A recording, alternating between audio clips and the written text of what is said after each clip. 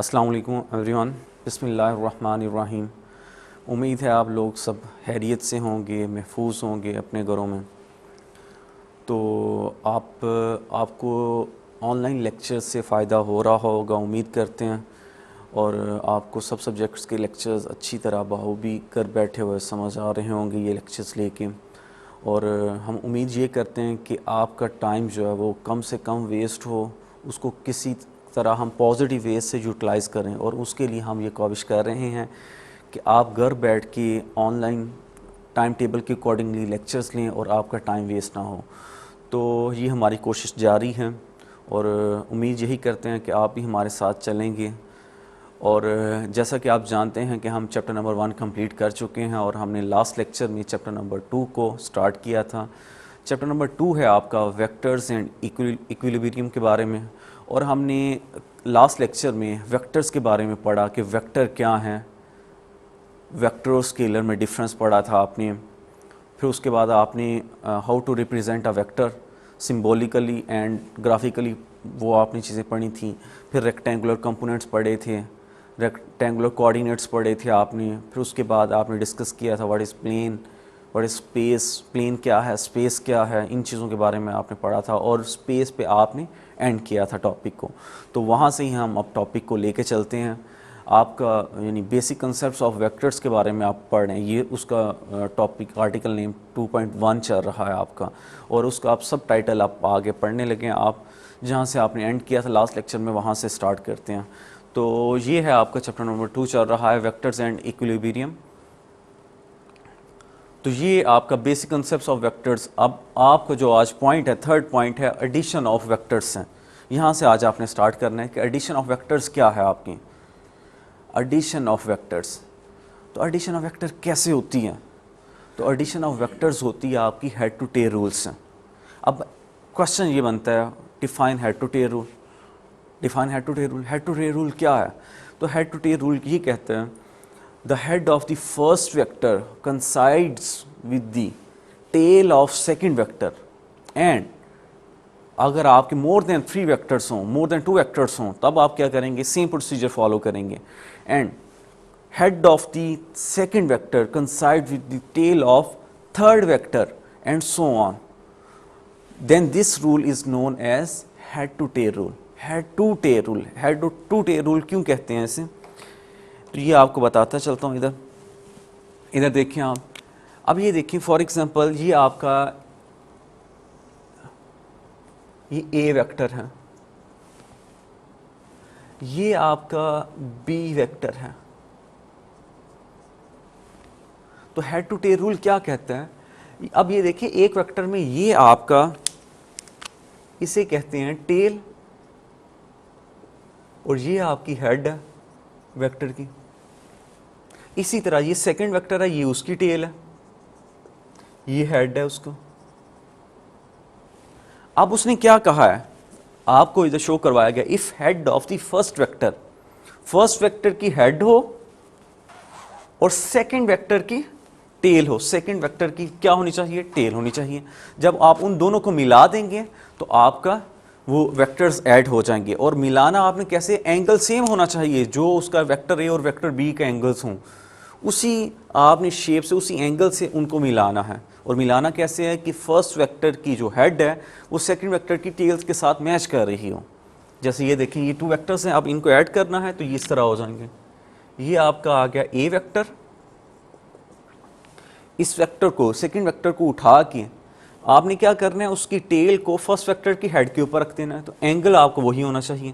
तो ये ऐसे आ जाएगा, ये बी वेक्टर। तो ये आपने क्या कहेंगे, क्या आपने ए और बी को क्या कर दिया? ऐड कर दिया। और इसके बाद आप क्या करते होते हैं, आप रिजल्टेंट वेक्टर कैलकुलेट कर देते हैं। रिजल्टेंट वेक्टर क्या होता है? फर्स्ट वेक्टर की टेल से लेके लास्ट वेक्टर की हेड के साथ मिलता है, तो उससे आपको रिजल्टेंट वेक्टर मिल जाता है। तो अभी आपको just head to tail rule के बारे में बताना था, वो आपके साथ डिस्कस किया। इसीलिए इसका नाम क्या रख दिया, क्योंकि हेड टू टेल को मिलाया जाता है, इसीलिए इसका नाम भी हेड टू टेल रूल है कि हेड टू टेल को कैसे आप ज्वाइन करते हैं। आगे ये बहुत ज़्यादा दफ़ा ये बोर्ड में आ चुका है, ये रिपीट होता रहता है question. Show that the vector addition is commutative. ये बस इतना क्वेश्चन भी आ सकता है और आगे भी लिखा होता है प्रूव डैट, प्रूव करें, या सिंपल ये लिखा होता है a+b=b+a, प्रूव डैट। तो आपने वेक्टर एडिशन, उसने कहा इधर वर्ड यूज़ किया, वेक्टर एडिशन जो है वो कम्यूटेटिव है। तो कम्यूटेटिव किसे कहते हैं? तो ये मैथ में भी आप पढ़ के आए हुए हैं, मैथ में आई थिंक आप सेकंड चैप्टर में पढ़ते हैं, फर्स्ट ईयर में। अब फिज़िक्स इस चैप्टर में भी बहुत ज़्यादा इन्वॉल्व है। फ़िज़िक्स और मैथ का रिलेशन जो है वो बहुत ज़्यादा इन्वॉल्वमेंट है। मैं कहता हूँ फ़िज़िक्स में 70% मैथमेटिक्स है, और जो मैथ के स्टूडेंट हैं एफएससी प्री इंजीनियरिंग कर रहे हैं उनके लिए ज़्यादा आसान रहती है फ़िज़िक्स, क्योंकि वही चीज़ें वो कुछ चीज़ें मैथ में भी पढ़ के आते हैं। जैसे ये वेक्टर्स के बारे में उन्होंने सेकेंड ईयर में चैप्टर नंबर 7 में पढ़ना है। अब ये प्रॉपर्टीज़ जो डिस्कस की जा रही है, द कम्यूटेटिव प्रॉपर्टी, ये फर्स्ट ईयर में वो सेकंड चैप्टर में पढ़ते हैं। तो ये डिस्कस होती रहती हैं उनकी चीज़ें, और उनको प्रॉब्लम नहीं होती। परपेंडिकुलर किसे कहते हैं, पैरेलल किसे कहते हैं, और ये सब चीज़ें उनको वो मैथ में भी पढ़ते हैं, तो इसीलिए उनको प्रॉब्लम नहीं होती।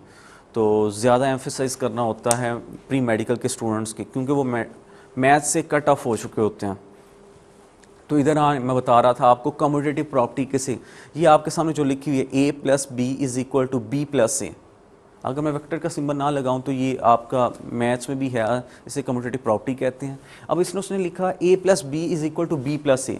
जब ये सिनेरियो हो जाए कि a+b की एडिशन करें या b+a करें, आंसर दोनों का सेम आए और इक्वल हो, तो आप कह सकते हैं कि आपका ये कम्यूटेटिव प्रॉपर्टी होल्ड करती हैं। तो ये कैसे a+b=b+a आता है, ये आपको अभी प्रूव करके दिखाता हूँ कि कैसे ये इसको आप प्रूव करेंगे, शो करवाएंगे विद रिस्पेक्ट टू डायग्राम और थ्योरेटिकली। तो ये देखिए, कंसीडर 2 वेक्टर्स, आपने 2 वेक्टर्स ले लिए सबसे पहले a और b जो ले लिए, इधर we add a to b। अगर आप a को b में ऐड करें या b को a में ऐड करें, आंसर सेम आता है। तो जिसमें ये प्रॉपर्टी होल्ड कर जाए कि a को b में ऐड करने से या b को a में ऐड करने से आंसर सेम आए, तो इट मीन्स वो कम्यूटेटिव प्रॉपर्टी को होल्ड करता है।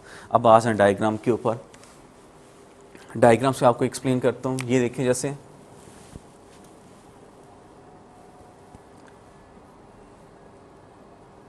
ये आपका a वेक्टर है,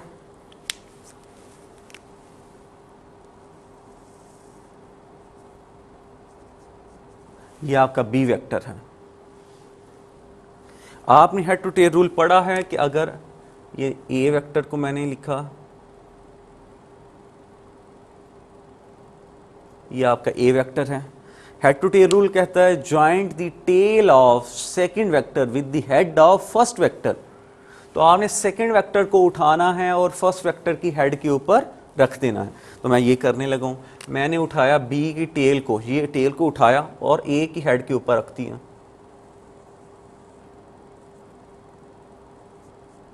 तो ये ऐसे आ गए। अब मैंने क्या करना है, मैंने a+b मीन्स रिजल्टेंट वेक्टर निकालना है। तो जब मैं a की टेल को लास्ट वेक्टर की यानी सेकंड वेक्टर की हेड के साथ मिलाऊंगा, तो इधर से ऐसे, तो ये आपके पास आ जाएगा रिजल्टेंट वेक्टर। रिजल्टेंट वेक्टर क्या है वो अभी आगे आपको मैं बताने लगा हूँ। a+b, ये वेक्टर्स की एडिशन से आ गया ये वेक्टर, जो फर्स्ट वेक्टर की टेल से स्टार्ट होता है और जो आपका लास्ट वेक्टर होता है जो वो इधर सेकंड वेक्टर है उसकी हेड से जाके मिलता है। तो ये आपको रिजल्टेंट वेक्टर दे देता है। अब ये अभी आया आपका आंसर a+b का, कि आपने b को a में ऐड किया है। अब आप काम करने लगे हैं a को b में ऐड करने लगे हैं, तो यानी आप b+a का आंसर निकालने लगे हैं। तो वो देखिए कैसे आएगा। अब ये देखें, आपका ये b वेक्टर था, ये b वेक्टर, b+a का मीनिंग है कि अब a को b में आपने ऐड करना है। तो अब आपने a को उठाना है और उसकी जो टेल है उसको b की हेड के ऊपर रख देना है। इसको उठाएंगे और इधर रख देंगे। तो ये देखिए, मैंने a वेक्टर को उठाया और इसके ऊपर रखने लगा हूँ, ये मैंने रख दिया। तो अब आपने ज्वाइन करना है फर्स्ट वेक्टर की टेल को लास्ट वेक्टर की हेड के साथ। तो इधर से लेके यहाँ तक आपने मिला दिया। तो ये आपके पास क्या आ गया, रिजल्टेंट वेक्टर अगेन। ये आंसर आएगा b+a का, क्योंकि आपने a को b में ऐड किया है। पहले आपने इधर किया था, बी को ए में ऐड किया था, तो उससे ए प्लस बी का आंसर आया था। अब आपने बी को ए में ऐड किया, इसीलिए बी प्लस ए का आंसर आया। और अगर आप ध्यान से देखें इस डायग्राम को, डायग्राम 1 को और डायग्राम 2 को, तो अगर आप इसको मिला दें, इसको डायग्राम को उठा के इसके साथ इधर मिला दें, तो आपको आइडिया होगा कि ये लेंथ और रिजल्टेंट वेक्टर और ये रिजल्टेंट वेक्टर दोनों सेम हैं। तो आप कह सकते हैं कि a plus B is equal to B plus A आ गया आपका। और जिसमें ये रिलेशन होल्ड कर जाए उसमें कॉम्पिटेटिव प्रॉपर्टी भी होल्ड करती है। तो यहाँ से आपका प्रूव हो गया। It means that when vectors added the result is the same for any order of addition. Result is the same for any order of the vector addition is commutative, hence proved that vector addition is commutative. तो ये था point आपका। आगे चलते हैं। Resultant vector जो आगे पहले डिस्कस हो चुका है। रिजल्टेंट वेक्टर कहते हैं किसे हैं? Resultant vector is a vector which has a combined effect of all the vectors. Resultant vector होता क्या है? रिजल्टेंट वेक्टर वो है, सिंपल वर्ड्स में, रिजल्टेंट वेक्टर वो है जिसमें तमाम वेक्टर्स का सम होता है। मीन्स तमाम वेक्टर्स का जो रिजल्टेंट है, ए का आंसर आना है, वो कंबाइंड ए की वेक्टर की फॉर्म में आ जाता है।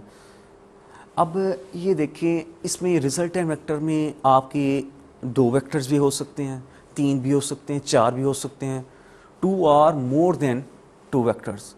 वो आपके एडअप होके सिंगल वेक्टर दे देंगे आपको, और वो वेक्टर आपका रिजल्टेंट वेक्टर होगा, जैसा कि आपको इस एग्जांपल में बताया गया था। तो इस एग्जांपल के अकॉर्डिंगली ये देखिए, ए और बी आपके 2 वेक्टर्स थे। जब आपने इन दोनों को ऐड किया तो ये देखिए एक सिंगल वेक्टर आ गया, इसीलिए इसका मैंने नाम रख दिया रिजल्टेंट वेक्टर। जो स्टार्ट कहाँ से हो रहा है? फर्स्ट वेक्टर की टेल से स्टार्ट होता है और लास्ट वेक्टर की हेड से मिलाता है, तो उसको आप रिजल्टेंट वेक्टर कहते हैं। जैसा कि ये देखें, a vector which has the same effect of combined effect of all the vectors, ये कीवर्ड है, combined effect of all the vectors to be added is called resultant vector. आगे चलते हैं। वेक्टर सब्ट्रैक्शन, तो इधर एक इम्पॉर्टेंट एमसीक्यूज इसमें से बनता है। वेक्टर सब्ट्रैक्शन की डेफिनेशन कम आई हुई है, लेकिन ये एमसीक्यूज ज़्यादा आया हुआ। इधर इसने वर्ड यूज़ किया हुआ है, vector subtraction is equivalent to the vector addition. उसने कहा कि वेक्टर जो सब्ट्रैक्शन है वो सेम ही है, इक्विवेलेंट है, किसके? वेक्टर एडिशन के। इसका मीनिंग क्या है वो आपको एलैबोरेट करता हूँ। तो ये की वर्ड इसको मार्क कर लें। उसने कहा consider 2 vectors A and B to subtract b from a. The first take the negative of the vector b, add minus b into the vector, show that। ये आपको रिलेशन शो किया। जो मैंने आपको बात बताई है वो नोट कर लें, ये आपने स्टार्ट पे लिखनी है। Vector subtraction is equivalent to the vector addition. तो ये जो इक्विवेलेंट है इसको मार्क कर लें और साइड पे लिख लें एमसीक्यूज। ये एमसीक्यूज आता है। उसने ये कहा होता है क्या, किसके इक्विवेलेंट है? ये भी आ सकता है कि एडिशन ऑफ द वेक्टर के इक्विवेलेंट है, या वो ये कह सकता है वेक्टर सब्ट्रैक्शन इज मल्टीपल, या आपको एडिशन ऑफ द वेक्टर्स, ये ऐसे भी आ सकता है, या division of the addition of the vector. ये किसी भी तरह वो एमसीक्यूज बना सकते हैं आपको। तो ये इक्विवेलेंट का वर्ड, की वर्ड आपको बस याद होना चाहिए। अब ये उसने क्या बात कही है ये आपको एलैबोरेट करता हूँ। जैसा कि आप ये देखें, ये आपका ए वेक्टर है, फॉर एग्जांपल ये आपका बी वेक्टर है, ये बी वेक्टर है। आपने फाइंड आउट करना है ए माइनस बी, क्योंकि आप सब्ट्रैक्ट कर रहे हैं। तो इधर उसने जो वर्ड लिखी हुई थी फर्स्ट पॉइंट में, ये बात लिखी है कि vector subtraction is equivalent to the vector addition. ये कहाँ से आती है? वो इस रिलेशन से आती है। ये देखें, ए माइनस बी का मीनिंग यही है। अगर मैं इस रिलेशन को इस तरह लिख दूँ, प्लस माइनस बी, तो इसमें ये देखिए, ये जो पॉइंट है आपको, ये प्लस है, ये किसको शो कर रहा है? एडिशन ऑफ वेक्टर्स को, एडिशन ऑफ वेक्टर्स को शो करते हैं कि ये 2 वेक्टर्स क्या हो रहे हैं? ऐड अप हो रहे हैं। वो इक्विवेलेंट किसके हो गया? एडिशन ऑफ वेक्टर्स के। डिफरेंस क्या आया, माइनस ऑफ बी। ये माइनस क्या शो कर रहा है कि जो आपको बी वेक्टर दिया गया होगा उसको आपने उसका डायरेक्शन उसकी ऑपोजिट कर देनी है। डिफरेंस बस ये आएगा, to turn the direction of the vector B is reverse. आपने जस्ट बी के डायरेक्शन को रिवर्स कर देना, बस ये आपने काम करना है, तो आपका a माइनस बी का आंसर आ जाएगा। आगे आपका नेक्स्ट पॉइंट है multiplication of a vector by a scalar. आप मल्टीप्लाई कैसे करेंगे एक वेक्टर को दूसरे वेक्टर के साथ? Multiplication of a vector by a scalar, जब आप एक वेक्टर को एक स्केलर से मल्टीप्लाई करते हैं तो वो किस तरह मल्टीप्लाई होता है? तो ये मल्टीप्लाई आपको बता दूं, ये जब एक वेक्टर क्वांटिटी को आप स्केलर से मल्टीप्लाई करें तो वो 3 वेज से मल्टीप्लाई होता है, वो डिस्कस करते हैं। Mathematical form of multiplication of a vector by a number और a scalar is given by, वो जो आप स्केलर से मल्टीप्लाई कर रहे हैं वो आपका पॉजिटिव भी हो सकता है, पॉजिटिव नंबर। जो आप स्केलर से मल्टीप्लाई कर रहे हैं वो आपका नेगेटिव नंबर भी हो सकता है। जिस स्केलर से आप मल्टीप्लाई कर रहे हैं वो आपका फिज़िकल क्वांटिटी भी हो सकती है। फिज़िकल क्वांटिटी मीन्स आपका मैस हो सकता है या कोई और हो सकता है, टाइम हो सकती है, लेंथ हो सकती है, तो आपके कोई भी फिज़िकल क्वांटिटी हो सकती है। तो डिस्कस करते हैं ये, if the scalar is positive number. इधर से स्टार्ट करते हैं विद एग्जांपल्स। तो ये आपको फर्स्ट पॉइंट दिया गया, if the scalar is positive number. अगर जो आपका स्केलर है वो पॉजिटिव नंबर हो, उससे क्या होगा? पॉजिटिव नंबर मीन्स 1 2 3 4 5 कुछ भी हो सकता है। तो if the scalar is a positive number, तब क्या होगा? Positive number. तो ये उधर लिखा हुआ है उसने, when the vector is multiply by a positive number then the multiplication of a vector change but its direction remains same. ये है कि जब आप पॉजिटिव नंबर से देते हैं तो डायरेक्शन उसकी सेम रहती है, डायरेक्शन चेंज नहीं होनी, लेकिन मैग्नीट्यूड उसकी चेंज हो जानी है। उसके लिए आपको एक एग्जांपल दी गई है इधर, ये देखें। जैसे आपको ये ए वेक्टर दिया गया, उसकी ये लेंथ है और ये डायरेक्शन भी आपको दे दी है। जब आपने एक पॉजिटिव नंबर लाइक 2 से मल्टीप्लाई करें इस वेक्टर को, तो अब 2 से इसको मल्टीप्लाई करेंगे तो ये 2a हो गया। 2a का मीनिंग ये है कि जो a की डायरेक्शन होगी वही 2a की डायरेक्शन होगी, लेकिन उसकी मैग्नीट्यूड चेंज होगी। ये देखें, जो डायरेक्शन a में जा रहा था वही उसी डायरेक्शन में 2a भी जा रहा है, लेकिन उसकी मैग्नीट्यूड वो नहीं है जो a की थी, उसकी मैग्नीट्यूड 2 टाइम्स हो गई है। 2a की जो मैग्नीट्यूड होगी वो और 2 टाइम्स ऑफ a होगी। तो ये इस तरह आपका चेंजिंग आ जाएगी। नेक्स्ट पॉइंट है आपका scalar is a negative number. Negative number, जब आपने एक वेक्टर को स्केलर नेगेटिव नंबर से मल्टीप्लाई करना है तब क्या होना है? तो तब याद रखें, तब आपकी मैग्नीट्यूड भी उस नंबर के अकॉर्डिंगली मल्टीपल हो जाएगी, मीन्स मल्टीप्लाई हो जाएगी और इंक्रीज़ हो जाएगा उसमें मैग्नीट्यूड में, और साथ ही साथ उसकी डायरेक्शन भी रिवर्स हो जाएगी, चेंज हो जाएगी। तो ये उसको उसने पॉइंट बताया हुआ आपका, when the vector A is multiply by a negative number then the product of the vector will have the magnitude equal to N A. Means N आपका कोई भी नंबर हो सकता है, 2 3 4 5 कुछ भी हो सकता है, तो उसके अकॉर्डिंगली चेंज आ जाएगा। But the direction opposite to that of A, तो उसकी डायरेक्शन भी ए के अपोजिट हो जाएगी। ये आपको एग्जांपल दी गई है। ये ए वेक्टर है आपका, जब आपने इसको -2 से अगर मल्टीप्लाई करते हैं तो उसकी मैग्नीट्यूड भी 2 टाइम्स हो जाएगी, और साथ ही साथ ये डायरेक्शन देखें, ए अगर इस साइड पे जा रहा है तो -2a उसके अपोजिट जा रहा है।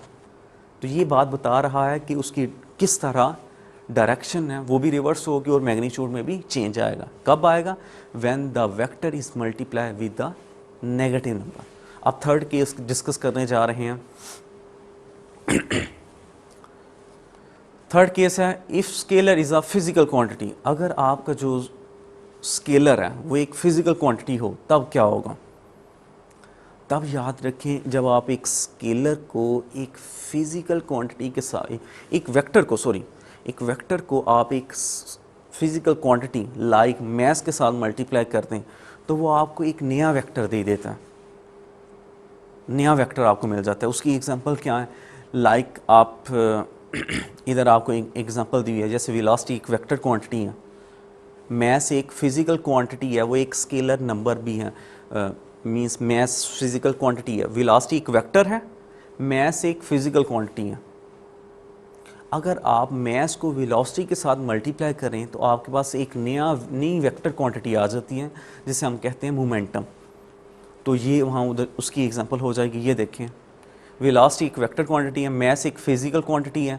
जब इन दोनों को मल्टीप्लाई किया तो मोमेंटम आ गया आपके पास, जो एक नई फिजिकल क्वांटिटी है, नया एक वेक्टर है सॉरी। और इसी तरह एक्सेलरेशन एक वेक्टर है, मैस एक फिजिकल क्वांटिटी है। जब मैस को एक्सेलरेशन से मल्टीप्लाई करते हैं तो ये आपके पास फोर्स आ जाती है। ये रिलेशन पेज नंबर 56 के ऊपर लिखा हुआ है, P = mv और F = ma, पेज नंबर 55 के ऊपर लिखा हुआ। तो ये देखें, एक्सेलरेशन आपका एक वेक्टर क्वांटिटी, जब आपने उसको एक फिजिकल क्वांटिटी से मल्टीप्लाई किया तो एक नया वेक्टर आ गया। तो ये याद रखें कि किस तरह। एक थर्ड एग्जांपल वो भी लिख लें इधर, जैसे फोर्स है, फोर्स एक वेक्टर क्वांटिटी है। जब आप उसको टाइम से मल्टीप्लाई करते हैं तो एक नई वेक्टर क्वांटिटी आ जाती है जिसको आप इम्पल्स कहते हैं। वो भी देख लें, इधर रिलेशन लिख देता हूँ आपको। आई आपका, ये देखें, ये आपकी एक वेक्टर क्वांटिटी है। फोर्स भी एक वेक्टर क्वांटिटी थी जिसको आपने एक फिजिकल क्वांटिटी लाइक टी से मल्टीप्लाई किया तो एक नई वेक्टर आ गया आपके पास जिसको आप इम्पल्स कहते हैं। इम्पल्स एक वेक्टर क्वांटिटी है। तो ये भी एग्जांपल इसके नीचे लिख सकते हैं। तो ये पेज नंबर 57 के ऊपर लिखी होगी इक्वेशन।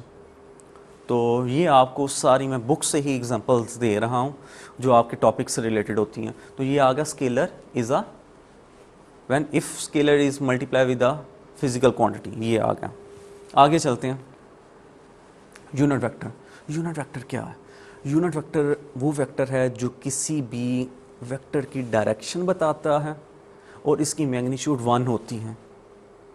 एक ये डेफिनेशन हो गई।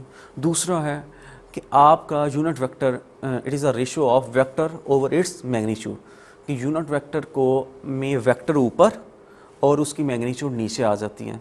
तो ये इसके दरमियान जो रेशियो होती है उसको हम यूनिट वेक्टर कहते हैं। और यूनिट वेक्टर को हेड से शो किया जाता है और उसका ये रिलेशन आता है। जैसे ये देखें, इसको पढ़ेंगे क्या mathematically. A vector which has magnitude 1 and its direction along the given vector is called the unit vector. It is represented by a A hat. और इस ऊपर जो आपको कैप नज़र आ रही है इसको हैट पढ़ते हैं, ए हैट। ये किसका सिंबल है? ये आपका यूनिट वेक्टर का सिंबल है। मैथमेटिकली कैसे लिखेंगे? A hat is equal to vector over its magnitude. तो ये आपका यूनिट वेक्टर हो जाएगा। और यूनिट वेक्टर के लिए कुछ बातें आपने याद रखनी है। यूनिट वेक्टर जो आपका एक्स की डायरेक्शन में होगा वहाँ आपने आई यूनिट वेक्टर से शो करना है उसको, ये है आई से। और जो unit vector along Y axis होगा उसको जे से, और जो आपका जी एक्सिस के क्रॉस होगा उसको आपने के से शो करना है। अब इसके यूजेस क्या हैं? With the help of unit vector the position vector in X Y plane and space can be represented bye.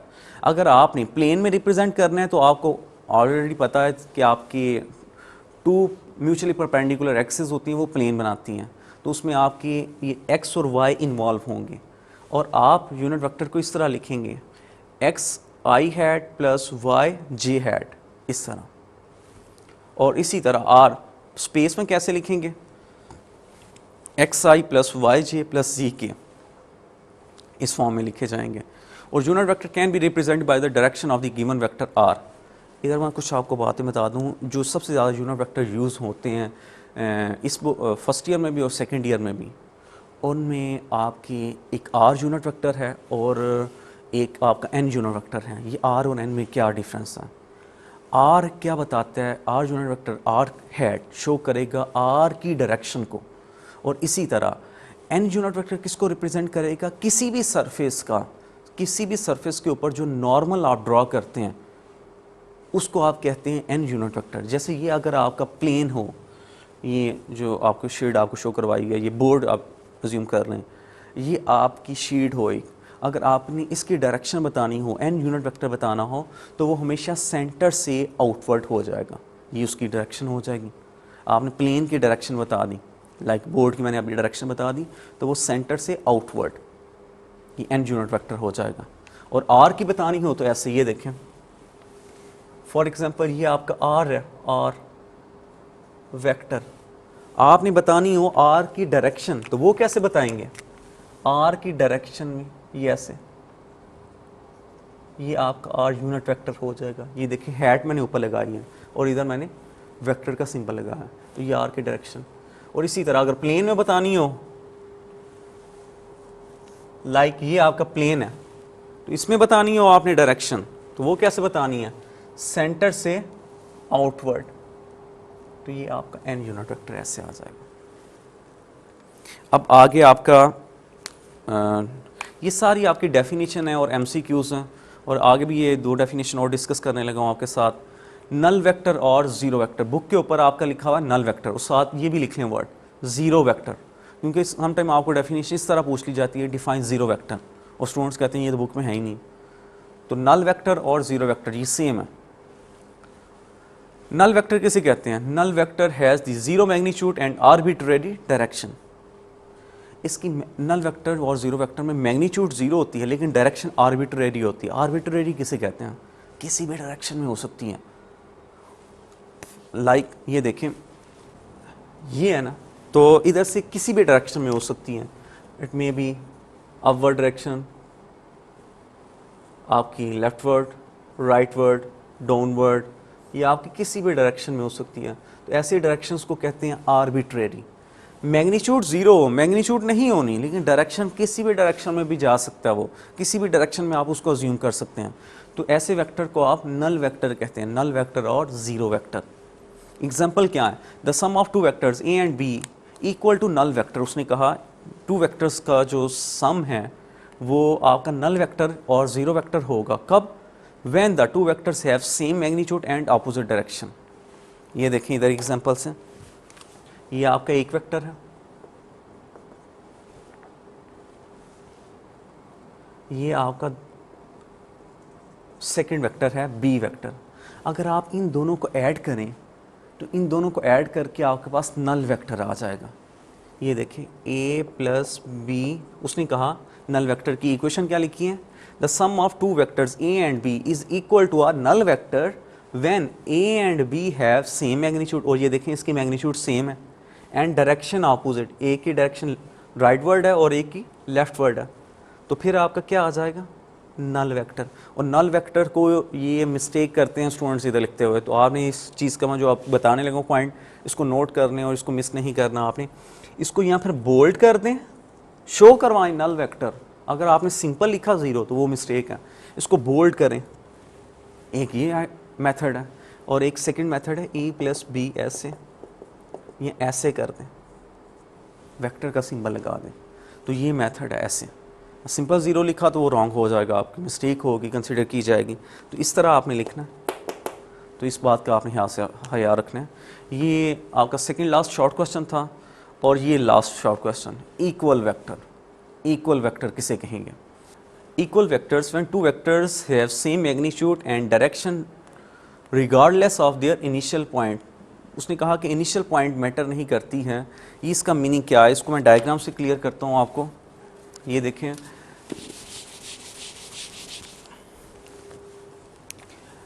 ये ए वेक्टर है, ये आपका ए वेक्टर है और ये आपका बी वेक्टर है। उसने डेफिनेशन में कहा है कि इक्वल वेक्टर कब कहेंगे आप, जब ए वेक्टर और बी वेक्टर दोनों की मैग्नीट्यूड और डायरेक्शन सेम रहे। ये देखें, अगर इसकी मैग्नीट्यूड 5 मीटर है तो इसकी भी 5 मीटर ही है, तो ये 5 इक्वल, लेंथ इक्वल आ गई, इट मीन्स मैग्नीट्यूड सेम हो गई। ये फर्स्ट पॉइंट क्लियर हो गया। डायरेक्शन सेम होनी चाहिए वो भी, तो ये देखें इसकी भी राइटवर्ड डायरेक्शन में है तो इसकी भी राइटवर्ड डायरेक्शन में, डायरेक्शन भी सेम हो गई। अब उसने थर्ड पॉइंट कहा था regardless of their starting point और इनिशियल पॉइंट, तो ये मैटर नहीं करता कि वो स्टार्ट कहाँ से हो रहे हैं। ये ऐसे भी हो सकते हैं, ए और बी वेक्टर्स, इनको भी हम कहेंगे इक्वल वेक्टर्स, इनको भी हम कहेंगे इक्वल वेक्टर्स। तो ये देखिए मैग्नीट्यूड और डायरेक्शन दोनों में सेम है, तो यानी इक्वल वेक्टर्स हैं। उनका स्टार्टिंग पॉइंट मैटर नहीं करता। इसमें देखें स्टार्टिंग पॉइंट डिफरेंट है, इसमें देखें स्टार्टिंग पॉइंट सेम डायरेक्शन में, एक ही पॉइंट से स्टार्ट हो रहे हैं। तो ये ऐसे भी हो सकता है। तो आप इसको इन जनरल कह सकते हैं कि पैरेलल वेक्टर्स आपके जितने भी होंगे, पैरेलल वेक्टर्स जिनमें मैग्नीट्यूड और डायरेक्शन सेम हो, वो आपके इक्वल वेक्टर्स हो सकते हैं। तो ये लिखे हुए हैं 2 parallel vectors A and B of same magnitude, जिनमें मैग्नीट्यूड बस सेम रहे। तो वो आपके क्या कंसिडर कर सकते हैं, और डायरेक्शन भी सेम रहे और मैग्नीट्यूड भी सेम रहे, आर इक्वल वेक्टर्स। तो इधर है पैरेलल वेक्टर्स, जिनकी मैग्नीट्यूड और डायरेक्शन सेम रहे वो आपके इक्वल वेक्टर कंसीडर हो सकते हैं। तो ये थी इक्वल वेक्टर की। तो इस पूरे लेक्चर में आपने जिन चीज़ों को पढ़ा मैं आपको गो थ्रू करवा दूं। सबसे पहले आपने हेड टू टेल रूल के बारे में पढ़ा था, फिर आपने एक शॉर्ट क्वेश्चन किया वेक्टर एडिशन इज़ कम्यूटेटिव, वो आपने क्लियर किया। फिर आपने रिजल्टेंट वेक्टर क्या होता है उसको आपने डिस्कस किया। फिर वेक्टर सब्ट्रैक्शन कैसे होती है उसको डिस्कस किया। फिर multiplication of a scalar, multiplication of a vector with a scalar, ये पढ़ा आपने। फिर उसके बाद यूनिट वेक्टर को डिस्कस किया। फिर उसके बाद आपने नल वेक्टर और ज़ीरो वेक्टर को डिस्कस किया, और लास्ट पॉइंट आपने इक्वल वेक्टर। तो ये आपकी डेफिनेशंस हैं जो आपने याद करनी है, और ये आपकी फाउंडेशन बना रहे हैं नेक्स्ट टॉपिक्स के लिए। तो ये साथ साथ करते रहें तो आपको लेक्चर्स की समझ भी आती रहेगी, और आपको इजीली आप अपनी स्टडीज़ को लेके चल सकते हैं। तो ये था आपका आज का लेक्चर। नेक्स्ट लेक्चर तक मुझे इजाज़त दीजिए। अल्लाह हाफ़िज़।